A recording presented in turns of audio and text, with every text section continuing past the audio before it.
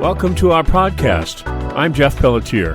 The purpose of our podcast is a simple question. Why is Israel important? Over the next many episodes, my partner Neil Johnson and I will seek to answer this question. There are just barely over 14 million descendants of Abraham, Isaac, and Jacob in the world today, and about 5.5 million of them live in Israel. The rest are scattered across and among the nations. For the sake of our podcast, Israel is both a country and a people. So Neil, we've been talking here for a while and looking at different things about the topic we're at, which is Israel in the present day. And what we're doing is we're looking back, we're looking at the present, and we're looking forward. We're trying to help our listeners understand, based on what we've told them, what is and what will be. And it's not that we know, because we don't know, but we have an idea, and our job is to throw that idea out to people, and if they like it, they'll, use it, or they'll come up with a better idea, So that's kind of like what we're trying to do, get people to the truth somehow. So in the last episode, we talked about Psalm 83, and I really enjoyed that discussion, because you made the comment in that show that if Israel is utterly destroyed, then all of the promises of God are for nothing. Right. That's right. And Hamas said they want to utterly destroy Israel. And if that doesn't make you think the Israel and the Middle East are important, I don't think anything will. Right. I think that sometimes simplicity, as we were talking earlier, carries the day. A lot of Christians who are our audience don't necessarily put that together, that without Israel, the people, the land, the place, the holy city, the temple, all of the promises of the redemption, the restoration of humanity, cannot occur. Impossible. Cannot happen. So that, that means that, we ought to be concerned about it. It's important. We ought to take care about it. And people who think it means nothing because it's already happened, right? Well, we don't doubt, right, that things have happened, right? But you and I talk about this, and there's a thing that's going on there when we say things have happened. So the Psalm 83, we were just talking about it has happened to a degree, right, along the way. But it hasn't ultimately happened yet, because there are conditions in Psalm 83 that don't exist. That's correct, Jeff. That's exactly right. So while we see the picture, the type, the shadow of something in something else, that is, I can see that, as we talked about, the holy city of Jerusalem is surrounded by enemies. Well, certainly Rome surrounded the holy city, destroyed the temple, sent people into slavery, killed so many. Yeah. But all of the indicia of what the final surrounding of Jerusalem, the final battle, are not met. So in other words, whenever we look and parse out these different Psalm 83, the Gog Megog of Ezekiel, maybe the Gog Megog of Revelation, the term called Armageddon. What are all of the indicia in order? Because someday all of the indicia, not just some or most or types or pictures, will come to completion, but that is in the completion of the manifestation of the Messiah. And there's a thing here that I think is important about this, and the term for it is typology, right? It's the study of how things are types of other things that will happen. And we talked about Abraham being a type of Messiah, and Moses is a type of Messiah, and right, Noah was a type of Messiah. We talked about all that in our previous episodes, and those are forthtellings of what will be, and they're examples for us that God gives us to prove to us that he means what he says. Right. I mean, they are inevitable occurrences. Yeah. So when Jesus specifically told you about an end-time event, he, as we talked about last time, he said, I'm telling you this so you'll have peace. Well, that seems like a contradiction in terms. Right. But the fact of the matter is, if I know it's inevitable that some calamity of some sort will occur, and I tell you it is so when you see it, not that you're glad about it or we're happy for it, that's no. But your chances, as we pointed out, of either walking through it successfully or waiting it out or whatever it takes to to apply to your own circumstances, you can have peace in it as opposed to saying, I wasn't prepared, I don't get it, how did this happen? And Jesus, in the Gospels, talks about events happening, and he calls them birth pangs, right? Right. They're signs. They're like the birth is going to happen. Right. But these are like contractions. Yeah. That we're feeling that are a sign to us, right? That the real thing is definitely coming. Right. I mean, he pointed that out as a specific time. It's known as different things, birth pains. It's known as the time of the Gentiles. And to your point, Jesus also said, at the end of the tribulation of those days, and then he went on and said X, Y, and Z. Yes. So there are definite periods. The thing that we look for as the typology, as you pointed out, for our day is which of these indicia, which of these conditions are manifest now and ready now, and which require yet other events. Well, while we're rushing toward the completion of everything in our day, we still can check them off sometimes A, B, C, and D. Yeah. But there's certain things, including what we talked about last time, there is nothing, at least as revealed in Psalm 83 for that conflagration, that upheaval of warfare, that needs to yet occur. So we talked about that. Now, if we go on and talk about Ezekiel's Gog and Megog a little bit, there are some conditions in that conflagration that must occur. The main one being Psalm 83 had to happen. Right. Yeah. So you use the word needs, and I think it's an appropriate thing.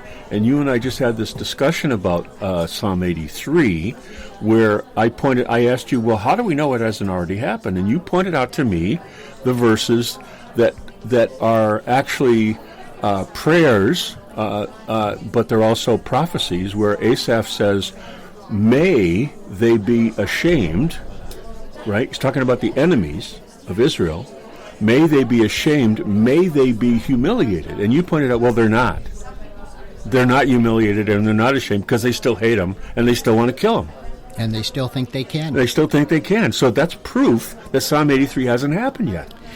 That's at least one of the proofs, and there are more, but that's a very right in your face. It is. There it is. So these other indicia have to happen. They have to happen. In other words, as we also pointed out, that specifically, but that very called out consortium of bedfellows whose only agreement they can come to is we have to kill the Jews in the nation. We have to wipe them out. That's the only thing that brings them together. That particular and specific group has never happened yet. But types of it have. Types of it have. And some of them have. And I believe the types, God gives us the types over the years because of our short lifespan. You know, we only live for 70, 80 years, right? And it's like every generation experiences a type. Right. And it's God saying, I really mean this, guys. It's really going to happen. Right. Here's an example. Right. Correct. And for our purposes, sometimes we draw on rabbinic thinking, and I think that's important. It's also important not to be totally drawn on rabbinic thinking. However, a very famous axiom in rabbinic thinking is every generation has a Messiah. There's a Messiah in every generation, but it's not the Messiah. Right. And every generation has what's known in Christian thinking, Antichrist, and Jewish thinking, he's got a name, it's Armalus. Every generation has an Antichrist. An Antichrist. So in that sense, they're right. They're right. But you're not right in the totality, and the of the sense. Right. They're types. And they're there for us to validate the fact that it's in the book. It's really there. And for the years and years and years, every time something big would happen or something terrible would happen, and the cry will be, the end is near, prepare, it's coming, and everybody gets, here it is, we start selling everything we own and blah, blah, blah, blah, blah. And God is just going, no, I've given you, in the book, very careful understanding of what the real thing will be like, and these are just types or forthtellings that show you I really mean it. It's really going to happen. The culmination will be X, Y, and Z. Yeah. So other than sell everything or do some other thing, the idea is that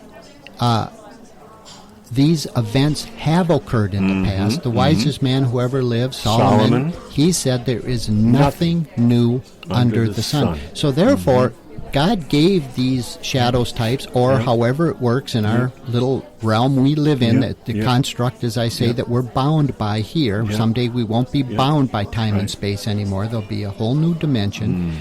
But in this one, these events, precursors of the culmination, along the way have occurred. Yes. Now, if none of them ever occurred, you could read this and say, wait a minute, just to be flippant here, I never saw a big orange rabbit appear out of the sky and say, I'm actually God, and give me a carrot. Yeah. That's absurd. But if that ever happened or something similar, you might say to yourself, well, this has validity because I've seen a picture, a type of this. And so these things are, you could say, yes, they were true. They were just wrong. Yeah, right. Or it wasn't the fullness of it. That's what I mean, in the sense of the completion. So having said that, we talked about Psalm 83. Yeah. That had very specific, here now is one, a scholar calls them here now prophecies. Yes. The next one seemingly on our timeline is the Gog and Megog of Ezekiel's Gog and Magog. And I want to talk about that. To point that out. So before we talk about Gog and Magog, or Gog and Megog, I don't know how you say it, but anyway, before we talk about it, we mentioned, before when we were talking about all these movies that are being developed and comets hitting the Earth and blah blah blah, and it's the end of days, blah blah blah, and they always call it Armageddon. Correct. But that's not.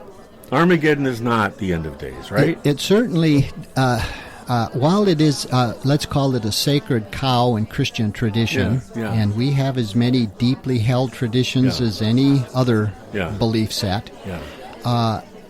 Armageddon has a number of problems.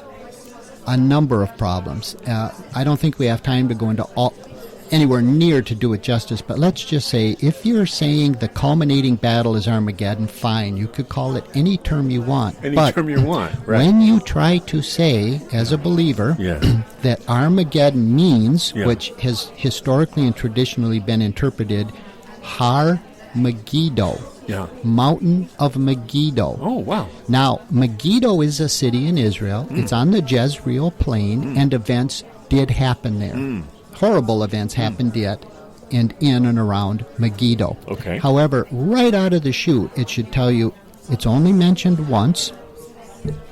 Many scholars disagree with the interpretation as an accurate interpretation or transliteration or translation of that term. But first and foremost, Armageddon, the place, Har Megiddo, that association. We just said it's called Har, which in Hebrew is mountain, Megiddo, a place. It's on the plain. Wait a minute. Wait, hang on. Yeah, exactly. That would be like how high is that above sea level? That would be like saying 25 feet. Yeah, Mount McKinley in Nebraska. It's anachronistic. It doesn't make sense. Now, for the Christian who's listening, if you just want to say Armageddon, meaning a culminating battle where Messiah comes, as Jesus said would happen, as the prophet Zechariah said, Jerusalem will be surrounded. And they gave again specific indicia, which wasn't Rome's destruction, right?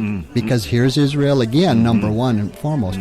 Then you say, okay, as long as you can make that distinction that Armageddon has some definite problems in the translation, the meaning, and the type, but if I just use it generically, okay, fine. But when you insist on hanging on to it as the place, because if you go to Israel, you can go to Megiddo, and you can see the association with Armageddon through Christian tradition, that is not what Jesus ever talked about. He talked about the holy city. The prophet Zechariah specifically talked about the holy city, not some place quite some distance from Jerusalem as the scene of this final conflagration and involving the kings of the east and other things. So my reading of Revelation, the Revelation, says that Gog and Magog is kind of the thing that really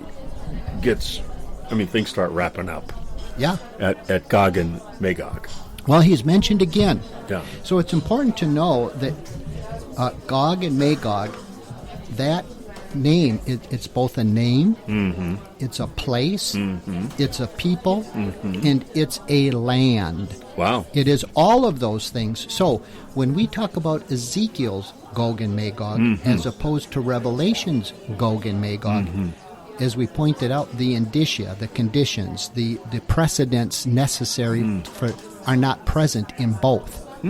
So therefore you say something like, was just to pick a country, was Germany ever talked about in history? Yes. Was Spain, pick a country. Yeah. Does that mean that the only one time a place, a people, a nation, a country was referenced, that means that's it for all times? Well, no, of course not at all. For one thing, to pick the country again, it just comes to me, Germany was great biblical scholarship, great psalms, great songs, many of our Christmas carols.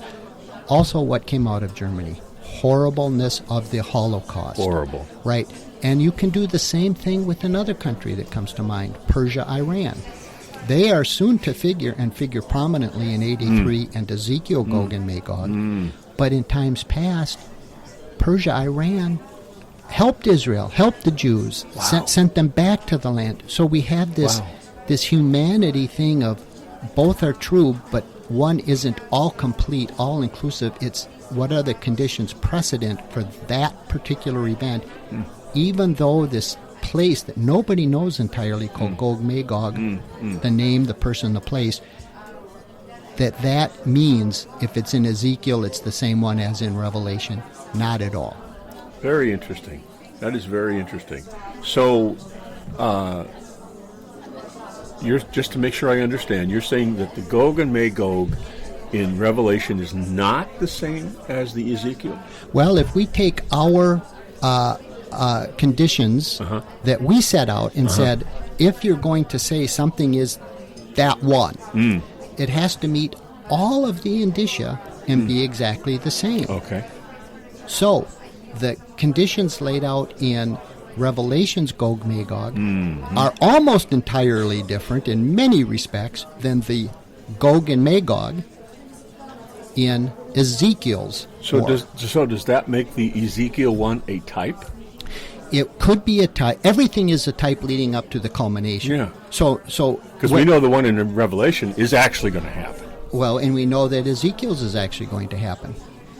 Okay. Both are going to happen. Okay. Now, so go ahead. So everything is a type of something else until it's over. Right. In the sense of we go into a whole new dimension that I call it our snow globe, our ant farm that we live in. We're constrained by time, we're constrained by sickness as we talked about, we're constrained by death. All of those things, when our snow globe dissolves, it's a different dimension with different rules. Right now in this snow globe, what goes up must come down. Right. I'm born, I die. The other one you could add to that is we pay taxes. Right. That was just a death and taxes. Yeah. You're constrained by these constructs. But the Bible is all about you are in a snow globe, but you have. That's the whole point in the good news. You have a future day where you are not bound by this construct. Time comes to an end. Yes. Someday we'll talk and elaborate this further, but that is the end of the seventh day or 7,000th year. Yes. We are now finishing up with the sixth day or the 6,000th year. Again, we'll elaborate further. But during that transition that you alluded to, times of trouble, birth pains of the Messiah, I forget which term you used, times of the Gentiles, during that cusp, that transition into the seventh day and Messiah's ultimate appearance, when he comes and steps on Mount of Olives, which is not Megiddo in the plain or on a mountain in the plain, right? That doesn't exist. We have these other upheavals, 83 that we talked about, and Ezekiel's Gog and Megog. But that term, that area, that spirit, that whatever that nefarious something is of Gog and Megog is referenced again in the culminating seventh day in Revelation. So that same type will appear again, but it is not Ezekiel's Gog and Magog. It's not. It is not, for the reasons we said. There are certain conditions, precedent. In other words, they have to be there to fit the little bit we have in Ezekiel, and the little bit that we have in Revelation has different set of criteria. It does. But the same spirit, same event, same person, same type, same people. Something is the same, that God would reference it in the same way. But Jeff, we do that all the time with words. Right, we do. We take a word and use it in a sentence of some sort or a scenario that really isn't its original meaning, but everybody knows what you mean, and you were using some earlier when I said that. Yeah, that's true. I talked about Jesus says that all these terrible things are going to happen, but these are merely birth pangs. Yeah. Merely birth pangs, which is, for us, and everybody who's had kids knows about this, that when a woman is pregnant with something that's actually going to happen, a birth, right? It doesn't happen yet. It's going to happen in the future, right?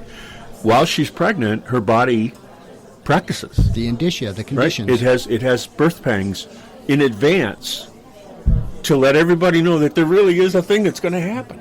Precisely. Right? And that's what Jesus was pointing out there. And to use your example, if I were God and if I could say how this woman's going to go through birth pains, hers are going to be like this, A, B, C, D. Yeah. Now this woman's, this will be a lot different, A, B, C, D. Yeah. But I'm going to call them both Mary. Yeah, right. Well, they're not the same. Right. Don't try to pound the round they're pegs both into the square holes. Mary, but they're not the same Mary. So Gog and Megog yeah. has different, using that example. Sure. Yeah. So that's why it's different in Ezekiel than it is in Revelation, but it's not unsame. It's similar, very similar. This is where it gets into what seems like doublespeak often, but when you talk about things of the Spirit, it's the same but different. It's the here now but not yet. It's all these things that sound like doublespeak, but we are bound by a construct of linear time and space. We are soon going to be out of this snow globe, and we're going to find a new realm in a new dimension that will have bigger, broader, and more quote-unquote real criteria that we'll have to start evaluating things in. But the good news is this: Messiah will be here to help us in our progression for 1,000 years. Isn't that awesome? That's a great thing. It's a super, super duper thing that Messiah will be here for 1,000 years. Now, I'm going to throw something at you here that we haven't talked about. I was reading a commentary the other day where the guy in the commentary said that millennia is symbolic. The word millennia. Correct. 1,000 is symbolic. Sure. It's not necessarily however many days that equals. Yeah. Okay. Right. It's a term for a period of time. Correct. That we don't know. Yeah. Exactly. Surely. So when we say Jesus comes and reigns for 1,000 years, he would say, well, we don't know exactly how long that is. Correct. Yeah, that's exactly right, and you hear that often. First and foremost, it sounds like there's a literal 1,000 years. Yeah. Now, does that mean it's by our, what are we on, the Gregorian calendar? Right. No. Right. Yeah, even we talked about earlier, there's a rabbinic calendar that's in use today, but there was one even more ancient that was God's calendar. And the Essenes, a very lesser-known sect, but very prominent during the time of Jesus, the Dead Sea Scrolls from the Essene sect, they had an entirely different calendar. Yeah. Now, when Jesus says the 7,000-year plan of God till it's over, and it's broken up into epics, and broadly speaking, you can break them up into 2,000-year epics, 246, and then the seventh day. You can do it that way. They're even broken down further than that, but for our purposes. Now, does that mean that each thing has to happen at a precise day? I don't know. It could. Could. It very well could. But it doesn't mean it has to. And it certainly doesn't mean it's going to happen on our Gregorian calendar, because Exactly. that wasn't God's calendar. Because it's not God's calendar. Exactly. Right. So whether there's a 1,000-year period, yes, there is, because the Bible says that. I'm not an amillennialist, believing that it's just entirely symbolic, because all of God's prophecies are both literal and secretive. That's called the Peshat that we've talked about before, a way of studying Hebrew Scripture. Yep. And you work your way up and down the ladder. But So- always has to be a literal. Let me interrupt.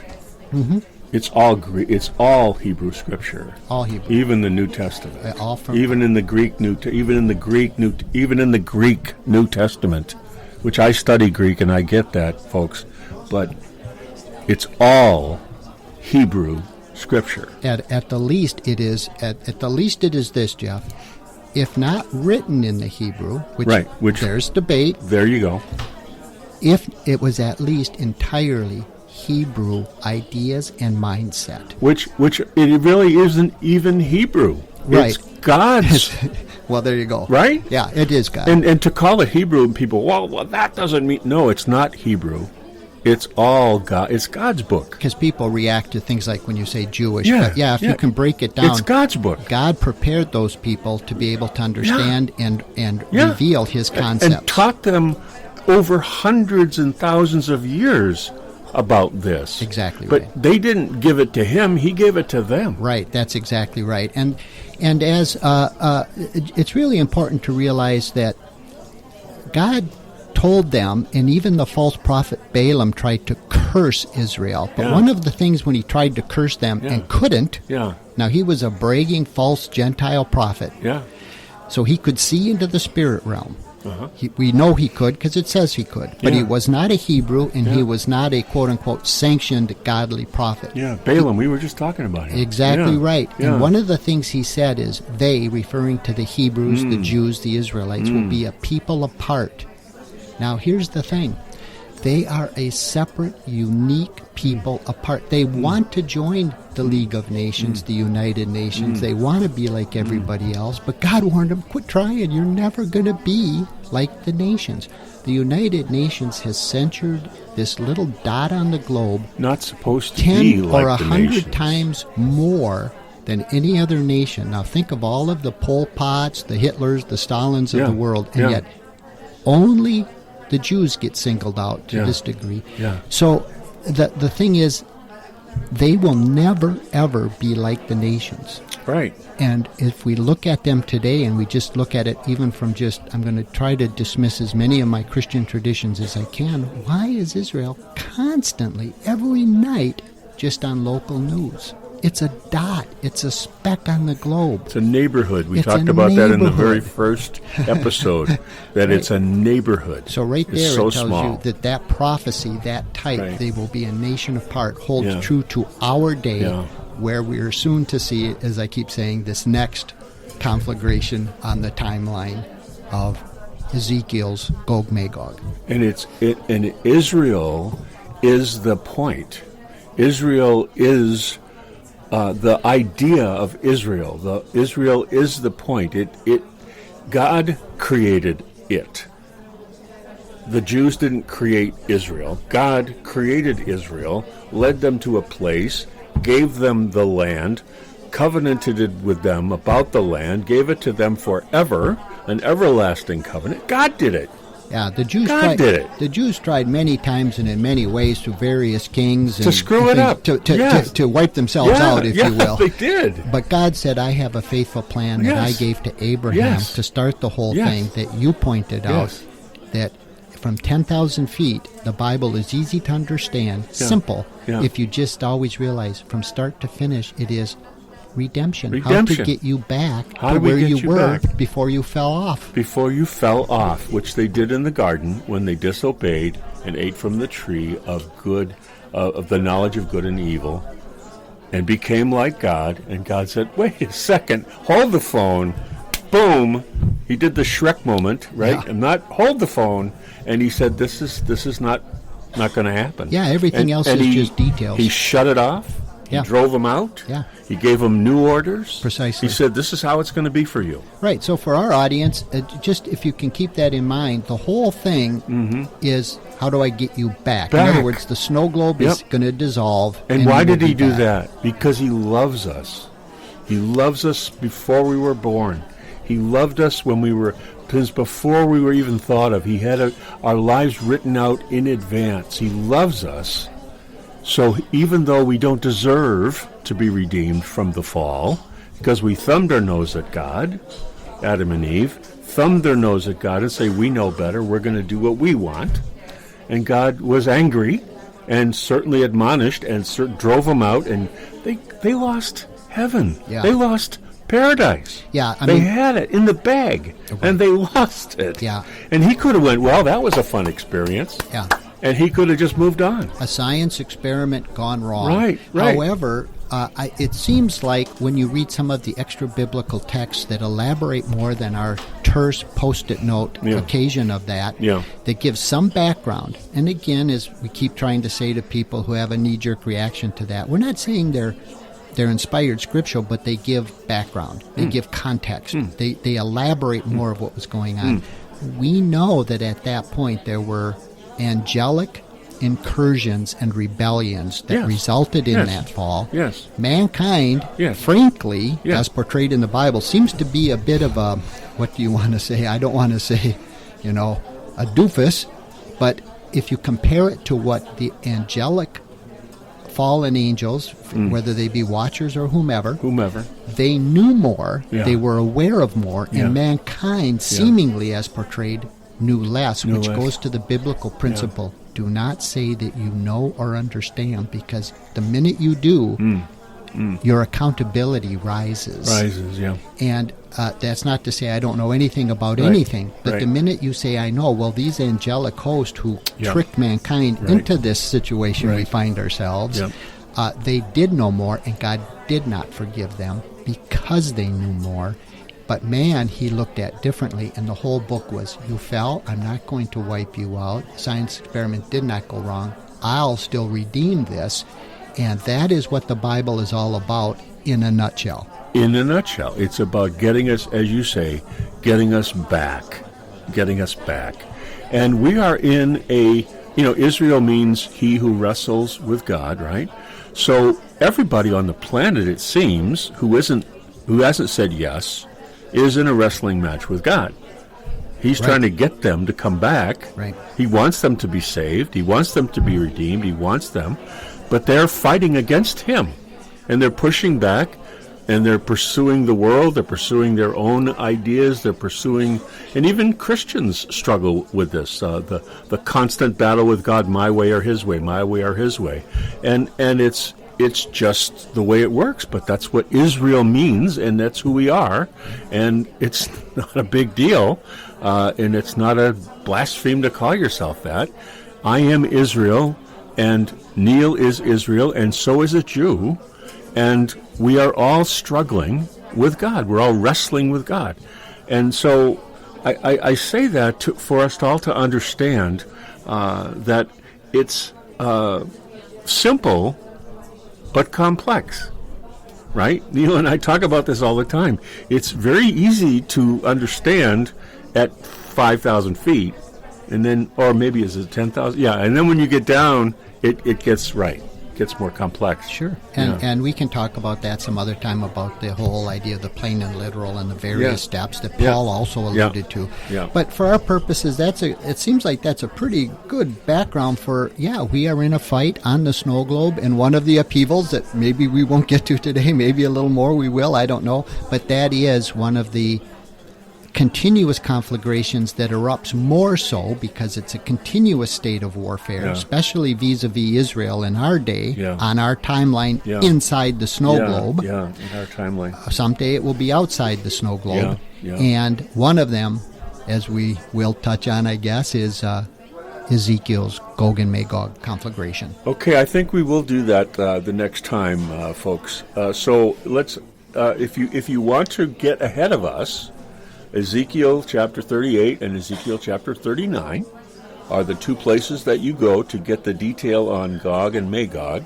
And then you can go to Revelation. I can't think of that chapter. 16. Revelation 16, to get the Revelation view of Gog and Magog.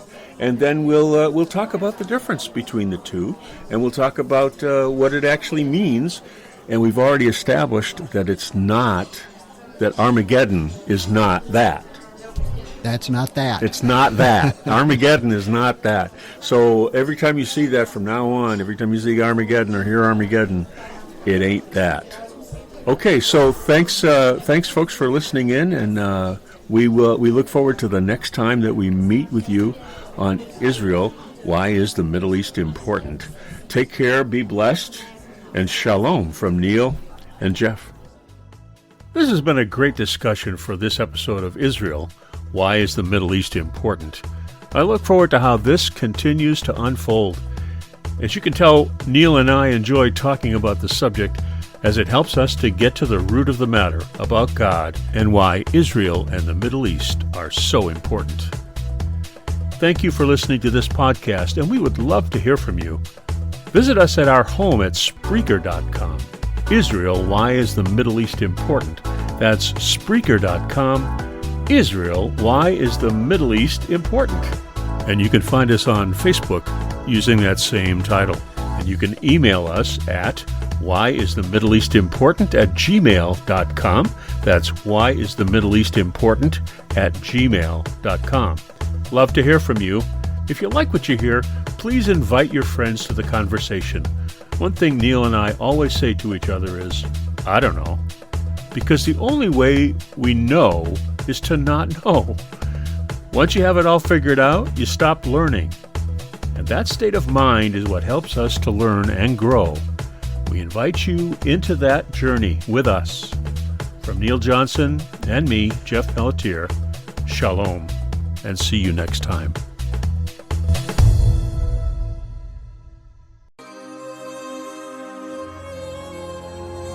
יברכך אדוני וישמרך.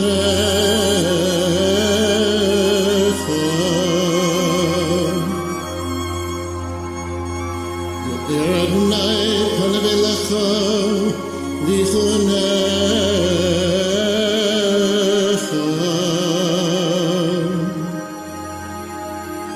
שא